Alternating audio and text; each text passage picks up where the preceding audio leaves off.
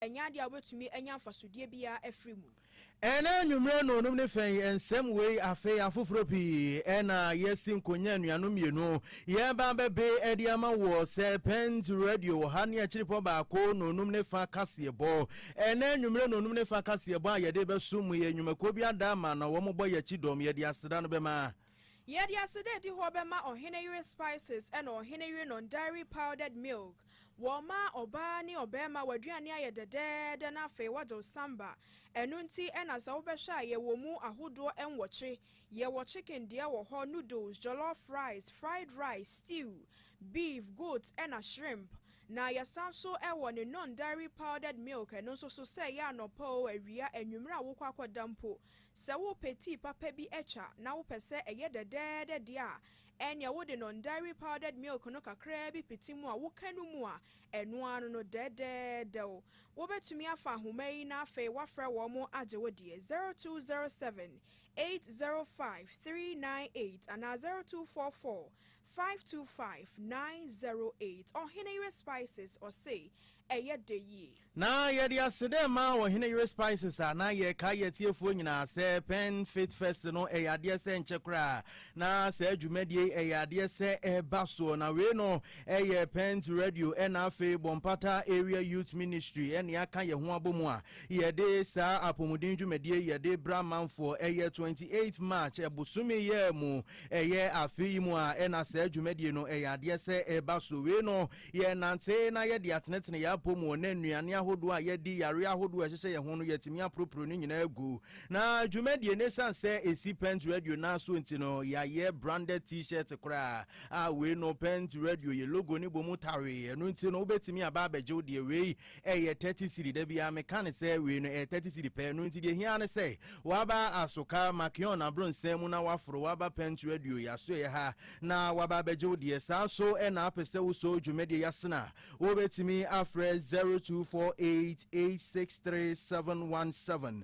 0248863717 na ye kayeti fo se eye pen fit first jumedie enyumako bi na aso yasene eye Sinoka Motors na afi Kumasi Car Case anso na Gangen Energetic Drinking Water afi Excellence Publication na Stationery Limited se enyumako yi na wo maso yasena eye pen fit first no ye de eba be somo ena nwumre no num ne fa kaseboi akenkanfo a mobeti ye ne eyeme kwabana Owusu Aduomi ena afi Afia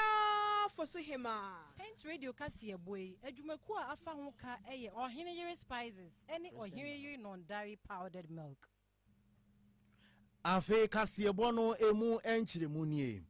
Ghana Mampanyine His Excellency John Dramani Mahama ena wodi atudwa se eye galamse ko a ene etete wo meyi na wo meyi ade se ye tu so sano ya ade se Ghana Mampanyine echire mu a galamse yi eye ko bi a emu ayedin yie pa ne nyina enam se ye hwe galamse ko na e kame akwa se eye wo mu a wo mu wodi bre na wo mu wotumi no eye ade se wo mu nyina wo mu de wo mu ho agimu na sansem we Ghana Mampanyine editudwa presidential dialogue womra na woni Labour Commission wo manfo no Asia ewa abayatena ekesiem na Ghana Mampanyine His Excellency John Dramani Mahama wode sansem we etudwa na woni semu no na wo kirem se efri sa aban yi betena so eyade se wo pa we kuo bi ase ekue wo mo dwuma wo mo bedie nyina se wo mo ba beko de atia eye efomagudi ayetu enamra kwanso ekuo no eye National Anti-Illegal Mining Operation Secretariat wo muti a wafre wo mo name so no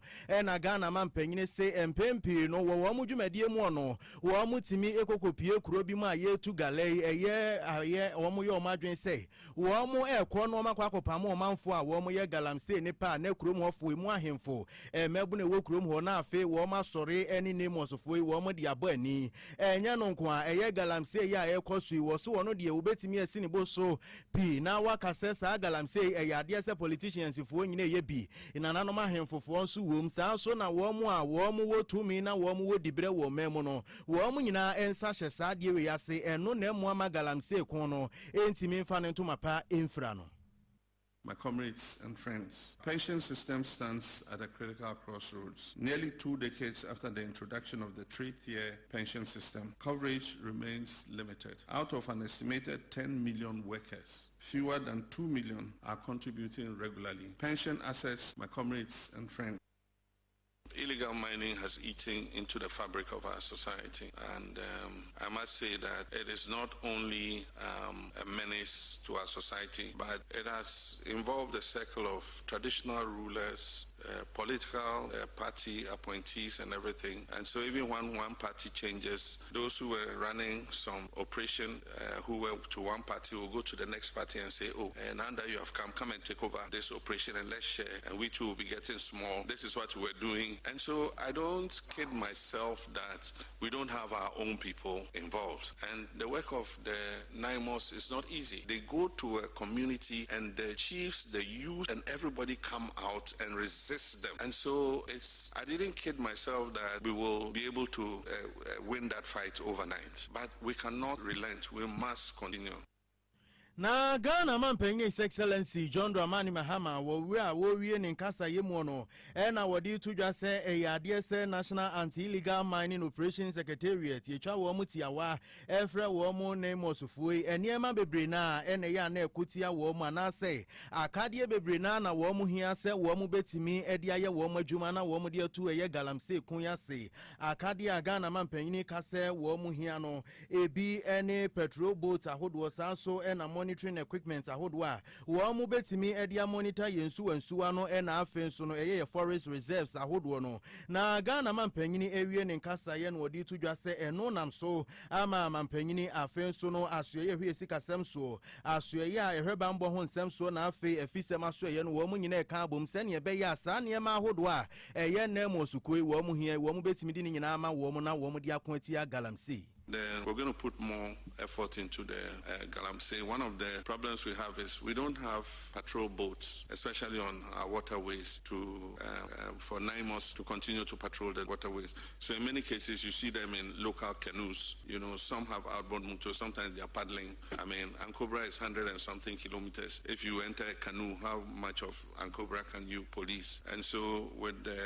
collaboration of the Finance Minister, the Ministry of Defense and Ministry of Interior Police came with some requirements that they need, you know, for patrolling the water bodies, and then equipment they need to maintain. They need tents for the forest reserves. Once they've cleared the Galamsey operators, they need to have tents where they can camp the soldiers. Ghana man penye His Excellency John Dramani Mahama. Now, also for no na share yen sikasem so entoto ye Dr. Kesel Atoforsen. Wakasa dia tuja se eba afia echemu afimpi mienu ni eduonu enumu a sika botini ye 17 billion Ghana cedis ena chese abaya etusui ekwa obi man so kokwo sere ya na so kokwo ji free wo mo ho sene ebeya wo betumi ede atuatua eye wono mu a eye aban adwuma mu wo betumi atuatua safo ni nyina eka na wode sansan wo nyina to agya enkomotwetwe bi a ekwo so ewo Jubilee House ewo nkranpuni mantamu Emra na wani organized labor wani womo ehyiaye na face stakeholders ahodo nso so eka ho bi na womo twetwe enkomode afa kontabu ahodo a womo susuye mu no wo hu ne se ebeboa na sei no panyin no ede ne nkyiremu no ebaye. Ghana's compensation to tax revenue ratio of 44% for 2025 is higher and way above the ECOWAS threshold of 35%. The ECOWAS convergence criteria requires that compensation should not exceed 35%, but in the case of Ghana, it is 44%. The 2025 compensation bill was 78.9 billion Ghana cedis. Simple put, the 78.9 billion cedis. In fact, if you are to deduct all the statutory funds and debt service, what was left was 61.9 billion. So the 78.9 billion is far more than what was left. This simple means that after paying for statutory funds and debt service from non-oil tax revenue of 183 billion Ghana cedis, what was left was not enough to settle Ghana's compensation bill. This also means that government of Ghana had to borrow 17 billion Ghana cedis to pay Ghanaian workers. Simple put, we borrow to augment what is left to pay for Ghanaian workers. Onipa woteni nken eye oswafo a wo hye sikasem so entoto ye Dr. Kesau Atofosin. Na ye twa kasebone so ana dom kuma wo mo mrahye bedweme na omde ababetu dwa se na no da eye Public Utility Regulatory Commission ye twa wo mutia from PURC wo mo nsema wo mo de betu dwa se yade se nkane abo na afe ensuo bo wo epobo so me de dikan wa afe mu no wo mo behwe ame atete so no wo mo se entete so a wo mo de ba ye no yade se esha na ene wo mra na Deputy Ranking Member wo Parliament Energy Committee Yera Collins Adomako Mensa woni nsentwerefo kasa wo mrahye na wodi tudwa se ye PURC ye wo mo ntete so a wo mo de ba ye se nkane abo yade se wo mo bete so be se wo hanche mu nan ye chiripo eduwotwe baako sa so enansuo bo no wo mo bete so be se ye wo hanche mu miensa na afia chiripo nsia no ye Yera Adomako Mensa se eno yade se esha esan se wo ba wo mayimu na hwe ba bia inflation wo hwe senior mayimu kone hwe senior mayimu ayedin a wo sente so no PURC wo mo hwe na wo mo di bi eka ho. The Public Utilities Regulatory Commission announced on 13th March 2026 reductions in electricity and water tariffs effective 1st April 2026, with electricity tariffs falling by an average of 4.81% and water tariffs by 3.06%. We say plainly, this reduction is insufficient and Ghanaian consumers deserve far better. We have carefully reviewed PURC's own quarterly data for 2025. What those figures reveal is a consistent and systematic pattern of over-projection in both inflation and exchange rate assumptions. The warranted tariff reduction for the current period should have been, and I repeat, should have been no less than 10%. Our own analysis of the full year 2025 data concurs. The 4.81% reduction announced by the PURC does not reflect the actual economic conditions of 2025. It reflects a fraction of what consumers are genuinely owed. A 4.81% reduction against a 23% cumulative increase is not relief. We call on the PURC to urgently review its methodology using verified actual economic data to implement a corrective adjustment that delivers genuine relief, not less than 10% to consumers in Q3 of 2026. We a Deputy Ranking Member Energy Committee wo mrahye bedwafie Yera Collins Adomako Mensa ne enieti ye free one dia na meka wo se no num ne fa kase no na Owusu etie obetumi aka ho sisia wo Facebook ne so Pent Radio 100.1 FM wo like na wo cheche na wo comment enso to ase Emrahye bedwani ma adehia wonom ewo ejoso ewa santimanta mu nonyamfo Kwabena Boaten na wabisa se aso yehwe mampanyini dada na nadodanko akufo ado ne mreso sabre no a na COVID-19 ejina mu pa enam so wo mo akwa asore wo mo akwa adwuma na kyese yede tabono to obia so kire se obia enhyeda mu esansa akwade awu COVID-19 enti no wasa sabre ni nyina mampanyini dada anka se wo toto koko obo no wo ti abafom nanso sene nei ase bibi hunhu bia nhyedensi nanso so mampanyini etiso yi ehwan koko obo so no wose wodwene ho a wonte ase na wode sansam nyina to adwa emra na wo mo ebo apro ewo ahafo no South East na kyese woni koko akuafo binom ekoko hia ya na wonom etwetwe enkomo sei na ejeso emrahye bedwani wononyamfo Kwabena Boaten kasafaye Namba panom yo fanom yina yebe kaise biribi efemu na mamwolu ne mu ayete ne wiase nyina yede papa ni nyina ne yade ekodi ewuo bi obesinse yeko mu na ye ka ho asemu ani yi abrofu mpo awo mu ahoboa so mo kwantuo no ye nyina ni se de omu fa ye se mo kai ta bra ne yeso obi mpo obi ma ewiase nkedi ye nyina ejina fa sabre mu ane wiase ayede no mpo mampani nanado ene Dr. Mahmoud Bawomia womuti koko no so ana sabre no ani enya haban ponte nwe koko no mote so ana bele ya ndi si aban no ayeye no abeni eti koko so so mabu ya pasi apre no so mabu ya pasi apre no entime ya sem kan ye ba ko pe enu sabre so amuni ye bedi komo na muso aka mo dia kire ye de mu ye betimi asiripi sana muntu abai ni tuo no e buo e na buo buye ye sha abai se enimu yada Onipa wotin nkan wonu na ye emrehye bedwani ma de hia wonum ewo adwuso wasantemanta mu nonyamfo kwabena boaten na ne krakra mu no ena kokwakuafo binom so ne nsemtrofo kasa ye sei ena wom so ekaye Obi akita PhD wa agriculture ho nsensem ho wasan ka wona ke do ko to cocoa board na watie akuafo ye hawase no waka bia maye ye dispose journalists kotokofo bo omo de bo na fa ho omo go sa brantie no eni ade na kwa to cocoa board ye be no Ghana ye da komu asem ena wadada ye papa ko na odi edi akrosa no odi akuafo ni ma ye ko wo ya mo bi akuafo kwasia fema me pen ma bidra we enya bia di osienu ni ye koko me mada achinti sese ya to koko afi atosa bre bia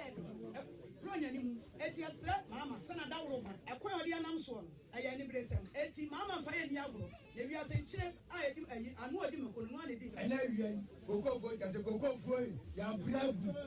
mama ya bragu wadada ya tia wadada ya itero be kan no sana tie buti obara boka buti mu spesa kakaka ko wi ka tan buri wi abu no na ka Omanfa woti wo munkan eye kokwakuafo a chese wonum ewo ahafano south east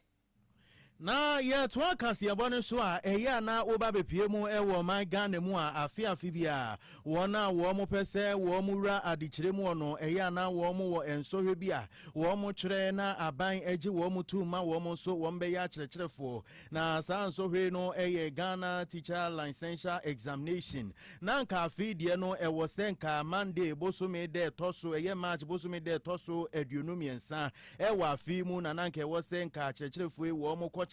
na eno na namso ama eye National Teaching Council wo mo de krata pia bonten na wo mo krata ni mu nsem a wo mo kanyina ene se eye exams a nanke wo senka achecherefu yi wo mo kwotena se eye juada March bosume da na etoso aduonumiensa na nko mo kokokyere no eye ade se wo mo atu e di aba be hye ebenada eye March bosume da etoso aduonu 9 ni nyina ejina ye public holiday a eda yenim sa March bosume da etoso aduonumiensa ejuada bosume ni mu no na National Teaching Council for wo mo se wo mo ebo amania eye wei enti na wo mo twen eye exams no e dia sensen wo mo sanso aka kire wo mo manfo nyina se wo mo nka wo makomanto wo mo yem na ne esie bia se we no akwa akofa how bi e dia bre wo bi a wo de won fa nche wo mo afen so no eye akyerkyerefo ahodo a wo mo betwere ensohwe nyina wo mo hwe se eye National Teaching Council no wo mo website ahodo no wo mo de wo mo ani bedi akiri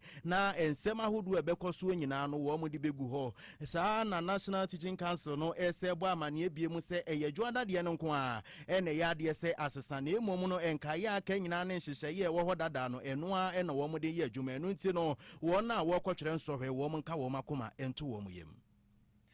Oswafo a wono na hwe nkitahudie ho ensensem so na afei abefo nimdie ene mu nsatraye eyononyamfo Samuel Nate George na wakasa akyere se nyame ya adom a June bosume wa afiye mu senior omanfo bekwa kwhwe na akyere sim registration wo masanso aye biom we etoso emprensa na no na wo kyere mu se Ghana card a wo mo de be register no hwe na obi ama no ho kwan anka se nipa so masiminim no we ya madamfo enti ene se woni anase woni yes sim card anempo woni Ghana card bia na ayira enti ene medemedie kwa register e de amano na no na wo kyere mu se so de register mani pakro na sabe ni pakro yi ebia no enipa bonini enti wo de sim card no ebekwa ye fraud ye momo ho nsensem yibi na ekwakoba ne sa na kyese wo mo tracking wo hu pa se nipa so mesi ana wo benten wudin na guso ene hono mo a na kyese wo mo atwa eye wo Ghana card no edin mu kura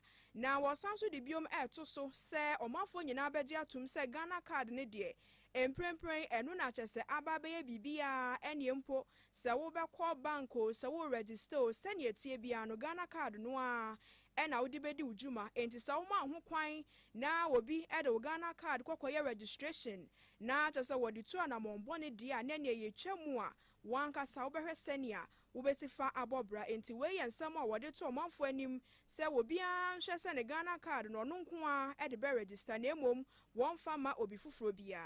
If you register a SIM card for somebody, and this is because I'm saying this, I want to emphasize on this so that people don't fall victim. Someone will come to you and say, please register for me. Please do not register a SIM card for anybody who is not your dependent. Say maybe your own child or a family member. If you use your SIM, your Ghana card to register a number, and that number is reported as having engaged in fraud, mobile money fraud, and it's investigated and it is found out, the device is going to be blocked, the number is going to be blocked, and the Ghana card is going to be flagged. You can't use it for any service at all in the country, from banking to whatever. You are blocked. So that's the value of what we are doing. We've decided to be flexible enough to allow that Ghana card do another registration of a new SIM. But if the same Ghana card is found to be involved in more than one fraudulent registration of a number used in mobile money fraud, that Ghana card will be blocked and barred from being able to register a SIM in the country. Everybody has a Ghana card. Let them go and register their own. Onipa woten nken yo swafo a wo hyen kitahudie ho nsensemo abefo nimdie enempo emu nsakyraye ora Samuel Nate George na etiefo yebegina nsem yi so na yada ye ho aba ye ba nsem no de akamu bia ye de ba besom yetiefo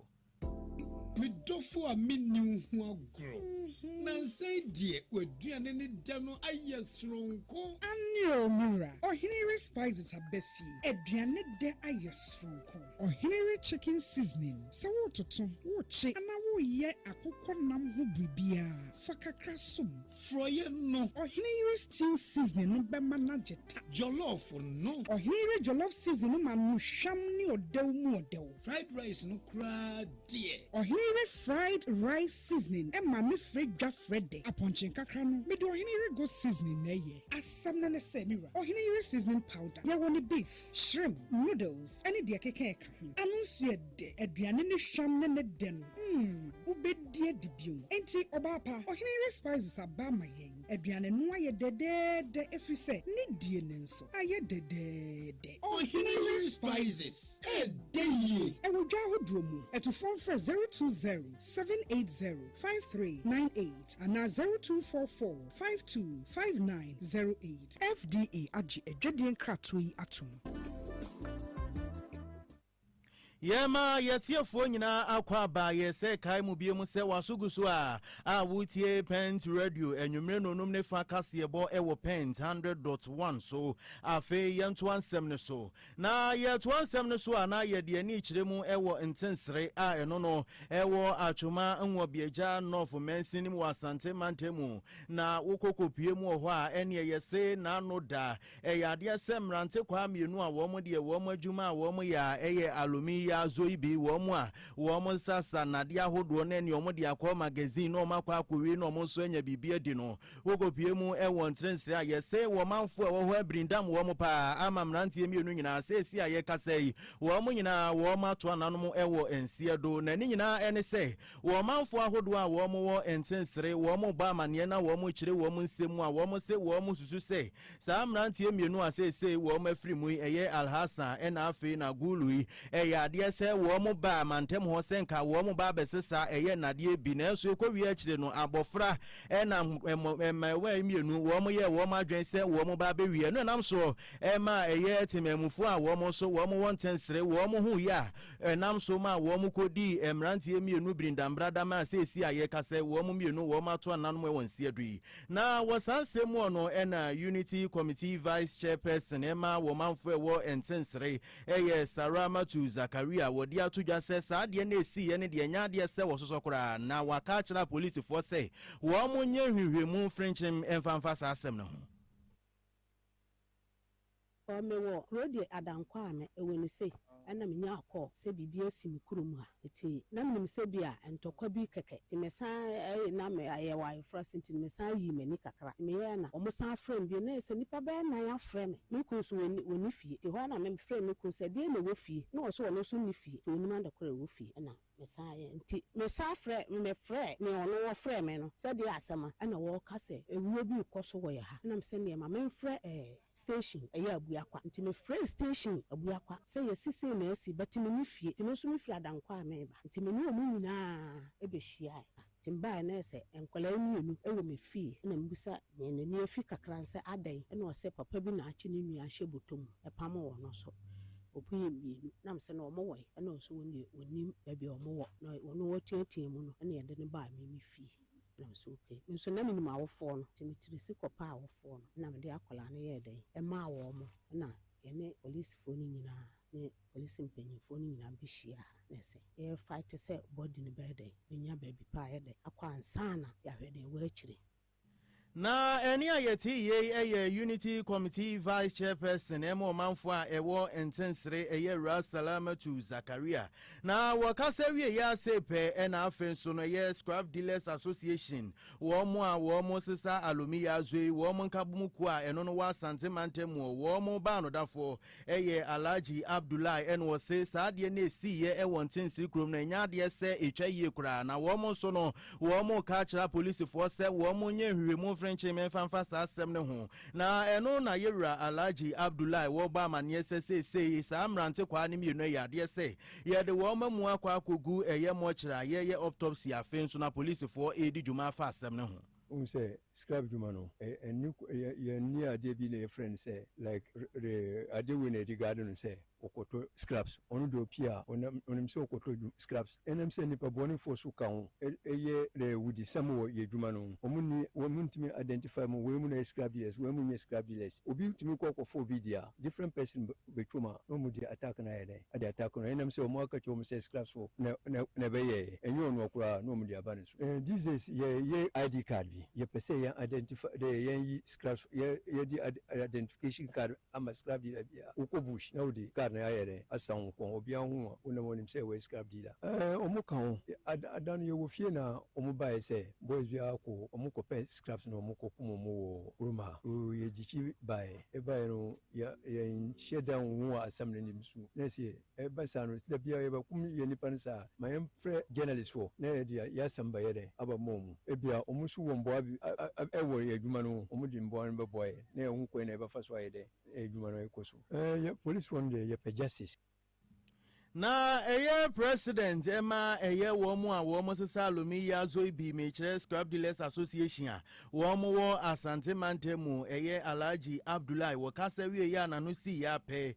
na eye abofra na wo manfo a womu won tensiri susu sesa kasa mrante wa mienu e ba befa womu yi wono so ni nuaba ene nsentwerefo edi nkomo sei eno no so edi tudwa mbasha mama ka se efa nko mama ati chilewa ene kuna condemn omo bana omje kasabe kasamu na mese mente kasam na mete to achidanachi ene na so te to mesona omuchim na mechim omuchim nyana mkasa kunofo moyo biba na omujami nyana tofo na omujani na mami bibi sane na meni mami ko mode ne fa ai baby ai mlankanta fo na chiwo mbacho misuna mtietem na nipa bai mbacho mobo odine to botowe no miyenu Enya yeti ye ya bofra wo manfo a wo mo intensere ne mpatemu na wo mo hwese nka sa eye Scrap Dealers foi na nka wo mo ba bewi abofra ni nua ba ene yeti ye afi etiefo ye begina sa amaneboy so na ye de enanwumre nonum ne fa kase bo a ye de besomo wo Pens Radio ha ne akiripo ba akoso no ye de nyina aba na wiye enanwumre nonum ne fa kase bo a ye de besomo de di mu akotene ebi ene se Ghana Mampanyin His Excellency John Dramani Mahama no dia tudwa se galamse ku a yeso anso a yentimi nkono na nyina ejina se amanyofo na afi ahemfofo bi wo mo nyina edi mu akotene eno ne ma galamse ku no ayeden sa Osofo Hwesika Samso entoto ye echiremu se aban no edi sika botene wokokodi sika botene ye 17 billion Ghana cedis ena chese wodi tua ye public sector eka na dom kuma wo mo womra shebe dwem na wo mo so edi atudwa se eye PURC wo mo nsem a wo mbeka ye se epoboso me de di kan ewa afi mu yade se wo mo tete nkane abo na afi nsuo bo no wo mo sei enteso a wo mo de aba no eyade se sha enu nti no wo mo nti bi nka ho ensamwe na bebrenu aka ho na nonum ani fen ye de so mo se kase Yede na si a edi kan be ma ohene yere spices sense wono e na adane da nyina woka ye ho akyese wotumi boa eso ya sene wosikasam afamu ma wote ye nka won framamu na waseme nka nkyerɛw sɛ wo flavors and watching akyese wo de fra waduane no a ebe ye de wo chicken, noodles, jollof rice, fried rice, stew, beef, goat and a shrimp. Now wasanso ewo ohene non-dairy powdered milk. I non so say ye cocoa, say ye tea, send ye tea bia a ye insure the unquadia. What the cacre be gumua and one no the dead. Over to me, I shall show me chirakwa nasa over to me a fra womo ewa hume so 0207 805 398 and 0244 525-908. Afen so saupe wo mechira kwa na sa wo kwasoto obi a wo mtonto nnuane ho nioma eno so betumi enye bi ato.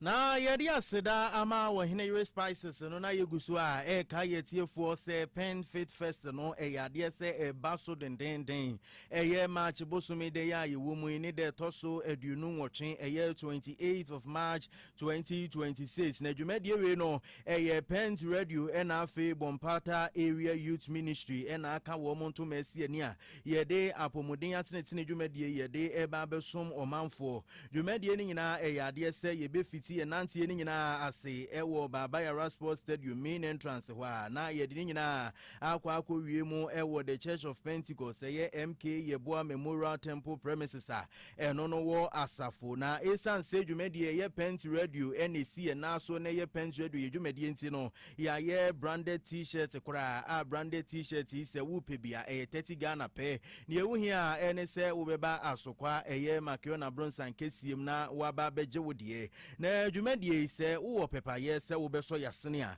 wo betimi afre 0248863717 0248863717 na eye pen fit fest ya ye de brewi enwumakuo bi na wo maso yasene amede se dwumade ebrew eye Sinoka Motors na afi Kumasi Kake sanso na Kangen Energetic Drinking Water afi Excellence Publication and Stationery Limited se enwumakuo ya dama no maso yasene ama pen fit fest no ye de ebrew eye March bosumi ya yewumi ya ne de toso aduonu nwotwe ewa afi yimu na ye kase pen fit fest a ye say walk strong live long ene enwumre no num ne fa kase ba ye de besumu ye de aseda biem ebe ma ye semufo na na amaboama na dama wo sone kase bo no skika ne mesi ani kunchen digu nkrata so a ye benya bi ne so ye bebepa ye tiefo enya bi tie ye sanso ena kechi bedu wono so boy ye chi every newsroom afi aseda biem no